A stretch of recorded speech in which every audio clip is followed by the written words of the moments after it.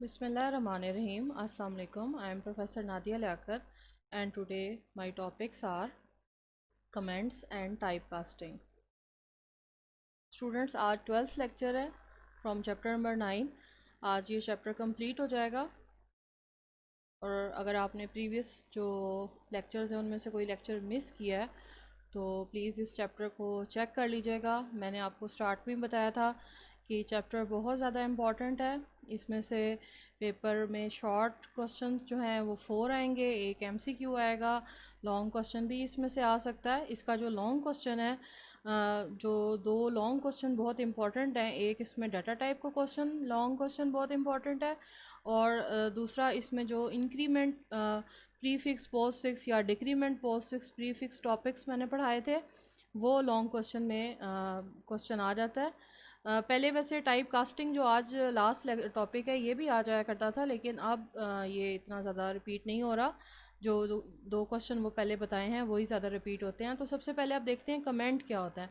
Comment आप लोग सब देते ही हैं। आप फेसबुक पे किसी की पिक्चर के नीचे जो है वो अपनी राय का इजहार करते हैं। कमेंट देना कहते हैं किसी चीज़ पे अपनी राय कायम करना, ठीक है।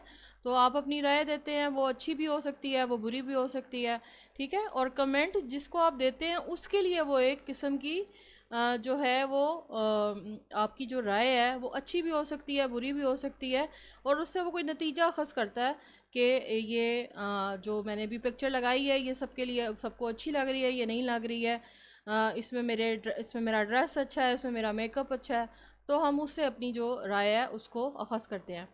बिल्कुल इसी तरह से कमेंट जो है वो हम प्रोग्राम में भी इस्तेमाल कर सकते हैं।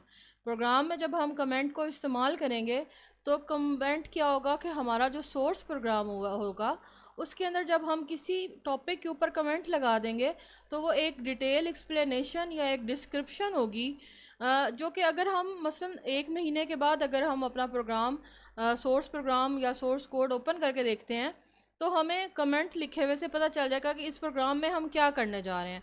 बजाय इसके कि हम उस प्रोग्राम के पूरे कोड को रीड करें, हम सिंपली क्या करते हैं, हम उस प्रोग्राम के जो कमेंट होते हैं उनको पढ़ लेते हैं और उससे अंदाज़ा लगा लेते हैं कि कमेंट क्या था, ठीक है। इसकी पेट डेफिनेशन देखते हैं। A comment is an explanation or description of the source code of the program.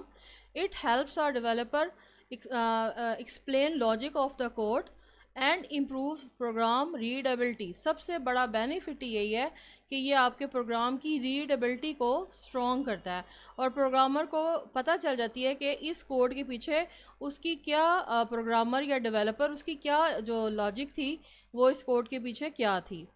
But at run time comment is ignored bye compiler. अगर आप समझते हैं कि कमेंट जब हम प्रोग्राम को रन करेंगे उस वक्त भी नज़र आएगा, तो ये नहीं होगा। कमेंट सिर्फ और सिर्फ सोर्स कोड के अंदर नज़र आता है। ये ना तो जो है आउट एग्जीक्यूट नहीं होते, नज़र नहीं आते, सिर्फ और सिर्फ ये पार्ट ऑफ जो है वो सोर्स कोड होते हैं। हमारे पास जो कमेंट्स की टाइप्स हैं वो दो हैं, एक मल्टी लाइन कमेंट होते हैं और दूसरे सिंगल लाइन कमेंट होते हैं। हम प्रोग्रामर जो है why a programmer use comments, programmer क्यों यूज़ करता है या डेवलपर क्यों यूज़ करता है। Comment help make code easier to understand by explaining what is happening and can help prevent portion of a program from executing. यानी कि एक आपको जो आपको एक डेवलपर को ये हेल्प करता है कि वो एक बेटर रीडेबिलिटी देख सकता है और वो ये उसको समझ आ जाती है कि इस प्रोग्राम के अंदर वो क्या करने जा रहा है। यानी प्रोग्राम के अंदर वो लॉजिक को एक्सप्लेन कर देता है जिससे जो डेवलपर है उसके लिए आसान है कि वो अपने प्रोग्राम की लॉजिक को जो है वो रिमाइंड कर सके, क्योंकि बनाते वक्त तो उसे पता है कि उसकी क्या लॉजिक थी, लेकिन आफ्टर सम टाइम उसने जब उसी कोड को ओपन किया तो उसको याद नहीं रहा होगा कि इस प्रोग्राम में मैंने क्या कोड बनाया था, इस कोड की क्या लॉजिक थी, तो वहाँ से वो उसको चेक कर सकता है।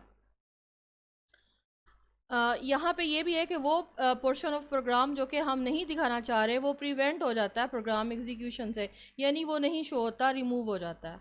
आप देखते हैं कि सिंगल लाइन कमेंट्स क्या होते हैं। सिंगल लाइन जो हम सिर्फ एक लाइन पे लगा देते हैं, जैसे हम एक सेंटेंस लिखते हैं उसके आगे अगर हम कमेंट लगा देते हैं, सिंगल लाइन कमेंट लगा देते हैं तो वो जो है वो सिंगल किसी एक स्टेटमेंट के लिए, ठीक है, किसी एक सिंगल सेंटेंस के लिए जो कमेंट लगाते हैं उसे हम सिंगल लाइन कमेंट कहते हैं।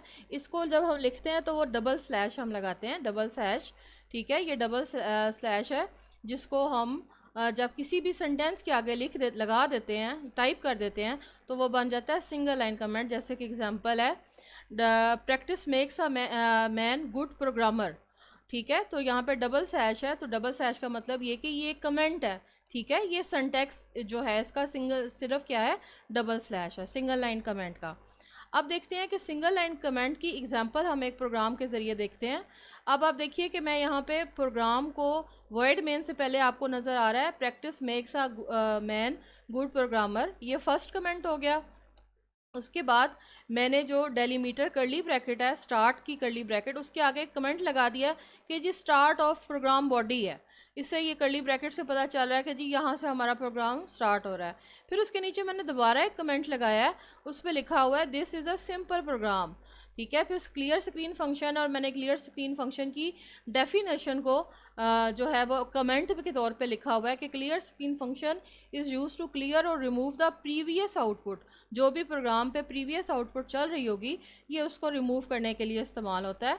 अब आगे लिखा हुआ है printf hello I am trying to teach you C programming in easiest way, ठीक है। ये हमारे पास वाहिद जो कोड है ये प्रोग्राम की आउटपुट में हमें नज़र आएगा। फिर गेट सी एच है, और फिर हमने लास्ट जो क्लोजिंग ब्रैकेट है उसके साथ आपको फिर कमेंट नज़र आ रहा है कि एंड ऑफ प्रोग्राम बॉडी। अब ये जितने भी नंबर ऑफ़ कमेंट्स हैं इन्हें मैंने एरो के ज़रिए जो है वो हाईलाइट कर दिया है। आपको ये इंडिकेटर्स बता रहे हैं कि ये कमेंट्स हैं।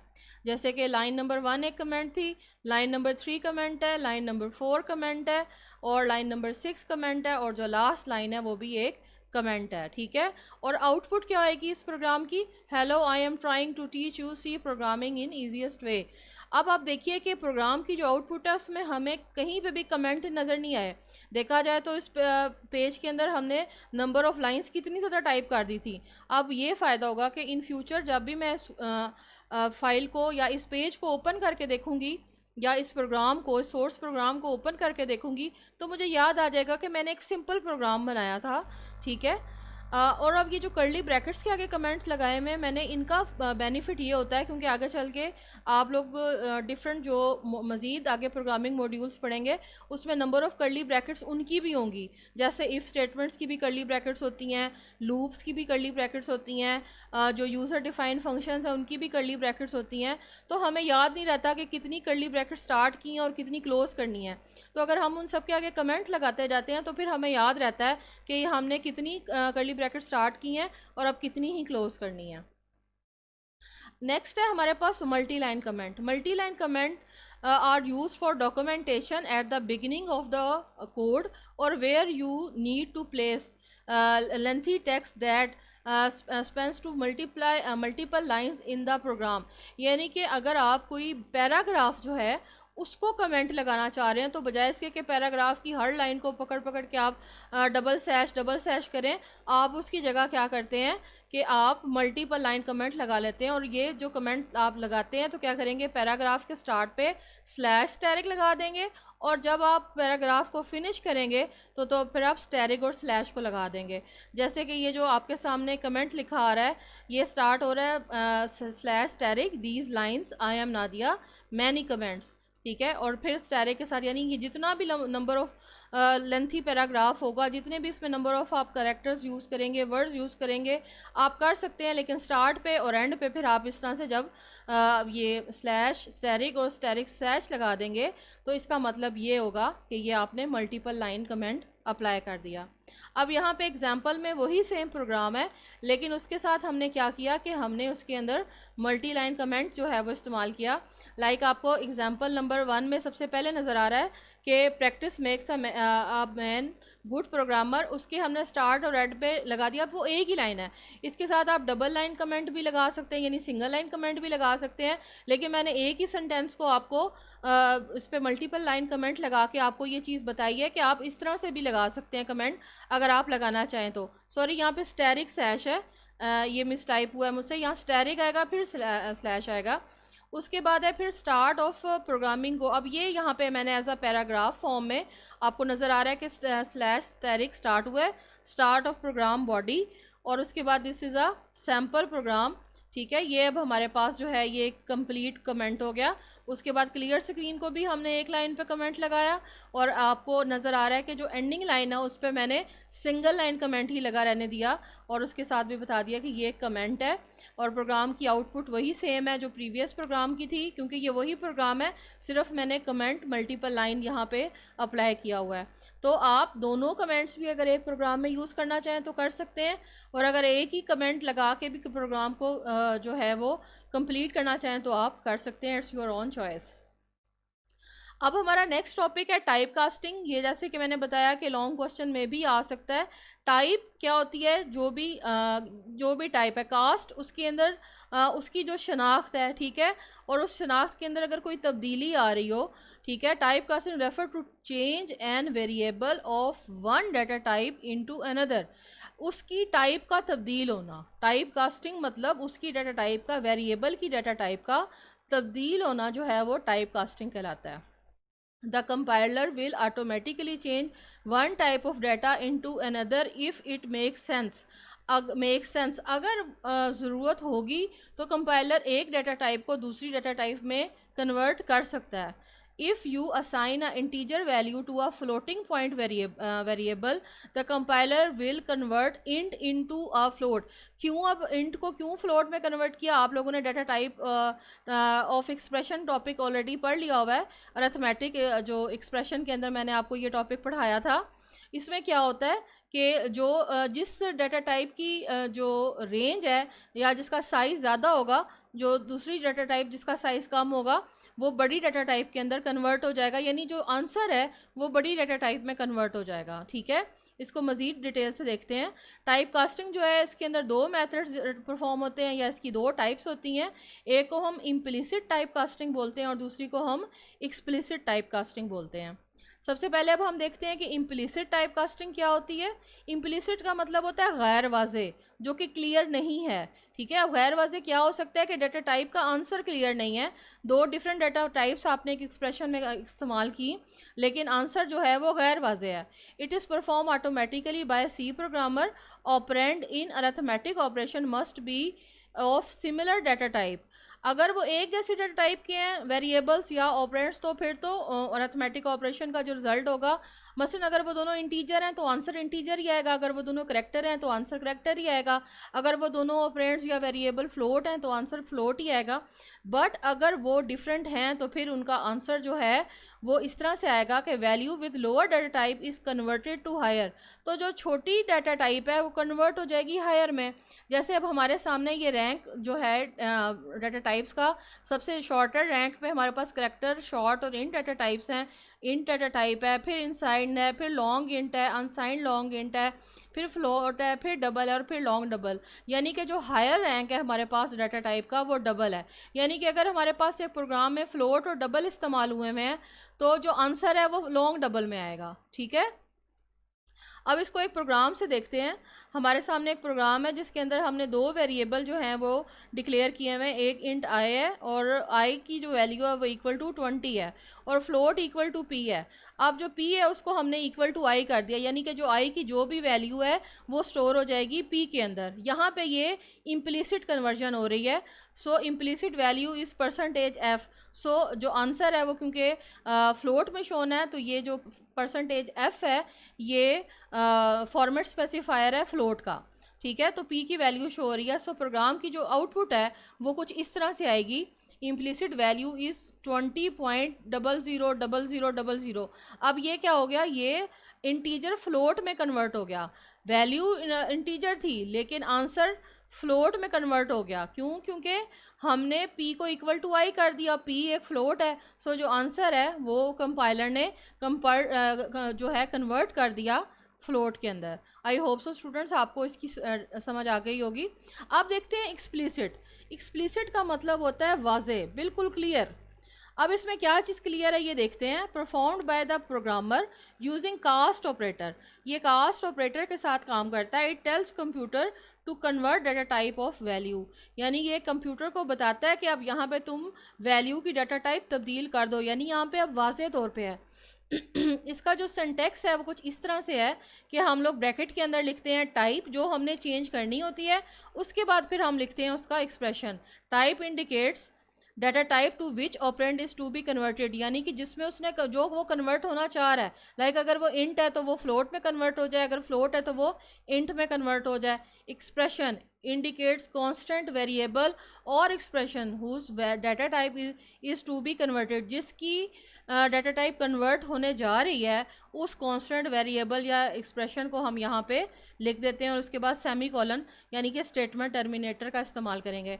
इस तरह के क्वेश्चंस में सिंटैक्स को अगर आप नहीं लिखते तो आपके जो मार्क्स हैं वो कट जाते हैं। शॉर्ट क्वेश्चन में ये पूछा जा सकता है कि what is explicit data type casting, explicit type casting, तो आपने डेफिनेशन के बाद सिंटैक्स जो है वो लाजमी लिखना होता है। अब इसको एक एग्जाम्पल के ज़रिए देख लेते हैं। हमारे पास फॉर एग्जांपल x और y जो हैं टू फ्लोट वेरिएबल हैं। x की वैल्यू जो है वो 10.3 है, y की वैल्यू जो है वो 5.2 है। अब एक्सप्रेशन अगर हम चाह रहे हैं कि x का और जो y है इनका मॉड्यूलस यानी कि रिमाइंडर निकाल लें, तो ये एरर जनरेट करेगा। क्यों? क्योंकि मॉड्यूलस जो है वो फ्लोट वेरिएबल्स के साथ काम नहीं करता। ये आपको पता होगा, मैथ का रूल है कि पॉइंट वाली वैल्यूज़ का रिमाइंडर नहीं आता। तो हमें फिर अब क्या करना है, हमने पहले इन दोनों को इंटीजर में कन्वर्ट करना है, फिर वो जो आंसर आएगा वो हमारे पास जो है वो भी ऑब्वियसली इंटीजर ही होगा। सो हम उसके लिए फार्मूला कुछ इस तरह लगाएंगे। अब लिखना तो था ना x मॉड्यूलस बाय y, जैसे यहाँ लिखा हुआ है, लेकिन हम x से पहले ब्रैकेट में इंट लिखेंगे, यानी x कन्वर्ट हो जाएगा फ्लोट में, फिर y कन्वर्ट हो जाएगा x कन्वर्ट हो जाएगा इंट में, फिर y कन्वर्ट हो जाएगा इंट में। फिर जब ये दोनों इंट में कन्वर्ट हो जाएंगे, अब 10 जो है अब वो जब कन्वर्ट हो गए इंटीजर में, तो अब 10 इज़ इक्वल टू 10 है और y इज़ इक्वल टू 5 है। तो जब आप इनका रिमाइंडर निकालेंगे तो 0 जो है वो उसका रिमाइंडर आएगा। ठीक है जी। अब इसी को हम एक प्रोग्राम से जो है वो अंडरस्टैंड करते हैं कि अगर हमारे पास फ्लोट दो वेरिएबल हैं a और b, और तीसरा वेरिएबल लिया है c जिसमें हम अपना रिजल्ट स्टोर करवाएंगे। a की वैल्यू है 10.3, वही सेम प्रोग्राम है, सिर्फ और सिर्फ उसको मैंने एग्जांपल को प्रोग्राम में कन्वर्ट किया है। b इक्वल टू 2 है, b इज़ इक्वल टू 5.2 है। अब हमने क्या किया, c इज़ इक्वल टू, यानी c में ये एक्सप्रेशन जो है ये स्टोर होगा और ये एक्सप्लिसिट टाइप कास्टिंग हो रही है। a जो है इंट में कन्वर्ट होगा, b इंट में कन्वर्ट होगा, फिर इनका मॉड्यूलस निकल के आएगा और print f result is equal to %d। अब यहाँ पे %d क्यों कर दिया मैंने, क्योंकि जो c है वो क्या है, वो एक इंटीजर है। ठीक है, सो यहाँ पे वो इंटीजर में कन्वर्ट हुआ और जो इसकी प्रोग्राम की जो आउटपुट है, पहले हम देखेंगे कि ये सॉल्व कैसे हुआ। 10 जो है ये इसका मॉड्यूलस निकलेगा जब 5 के साथ, तो हमें आंसर मिलेगा 0 और आउटपुट आएगी रिजल्ट इक्वल टू 0। अब इन दोनों का डिफरेंस देख लेते हैं, इम्प्लिसिट कन्वर्जन का और एक्सप्लिसिट कन्वर्जन का। Implicit conversion do not required any operator for converted, यानी इसके लिए हमें किसी और ऑपरेटर की ज़रूरत नहीं होती। They automatically performed when a value is copy to computable type in program, यानी कि ये खुद ही कन्वर्ट हो जाएगा अगर दो कंपिटिटर्स हैं। जैसे इंटीजर था, फ्लोट का कंपिटिटर था, तो फ्लोट में आंसर चला गया। सो ये जो भी कंपिटिटर्स होते हैं, डाटा टाइप्स जो अपनी हायर रैंकिंग रखती है उसमें आंसर कन्वर्ट हो जाता है। सो ये खुद ही कंपाइलर की तरफ से हो जाता है, हमें ना तो इसका कोई सिंटैक्स लिखना पड़ता है और ना ही कोई फर्दर ऑपरेटर इस्तेमाल करना पड़ता है, ये ऑटोमेटिकली परफॉर्म होता है। इसलिए इसको इम्प्लिसिट कहते हैं, यानी कि गैर वाज़े। एक्सप्लिसिट के अंदर हम लोग कन्वर्जन्स जो हैं ये रिक्वायर्ड कास्ट ऑपरेटर यूज़ करती हैं, जैसे हमने कास्ट ऑपरेटर का इस्तेमाल किया कन्वर्ट करने के लिए।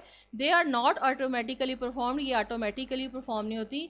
When a value is copied to compatible type in a program, तो अगर कोई कंपेटेबल टाइप है, जैसे हमने फ्लोट वैल्यूज़ थी वो कंपेटेबल थी, यानी उनका मॉड्यूलस नहीं निकल सकता था, तो इसलिए फिर हमने उन वैल्यूज़ के साथ इस मेथड को लिख के इस कास्ट ऑपरेटर को इस्तेमाल करते हुए उनको कन्वर्ट किया।